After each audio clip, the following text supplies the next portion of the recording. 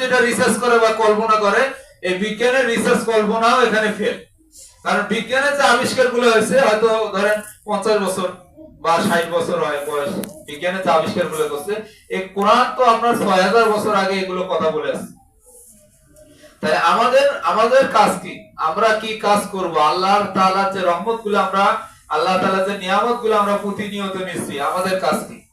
দেখেন, হযরত আদম আলাইহিস সালামকে যখন সৃষ্টি করা হয়, আদম আলাইহিস সালামের ডান কাঁধ থেকে আল্লাহ রাসূল সাল্লাল্লাহু আলাইহি ওয়াসাল্লাম যখন মেরাজে যায়, প্রথম আসমানে যাওয়ার পর দরজা খোলার পর প্রথম সাক্ষাৎ হয় হযরত আদম আলাইহিস সালামের সাথে।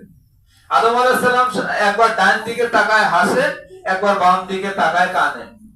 তখন আল্লাহ রাসূল সাল্লাল্লাহু আলাইহি ওয়াসাল্লাম জিবরিল আলাইহিস সালামকে জিজ্ঞেস করলেন যে ইনি কে?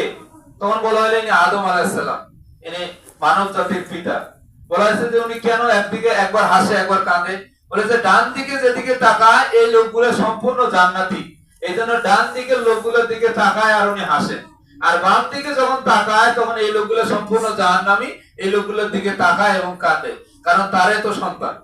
আদম আলাইহিস সালামের তো আমরা সবাই সন্তান, এজন্য তার সন্তান একবার উনি ডান দিকে তাকায় হাসে, একবার বাম দিকে তাকায় কাঁদে।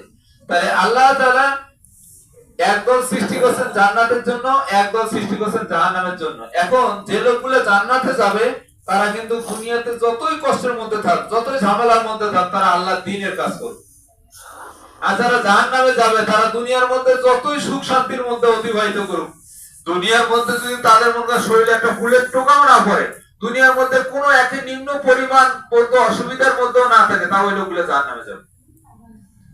এজন্য আমাদের কাজ কি? আমাদের কাজ হচ্ছে চেষ্টা করা। আমাদের কাজ হচ্ছে কি সুন্দর সুন্দর বলে আমল আখলাক অনুসারে আমাদেরকে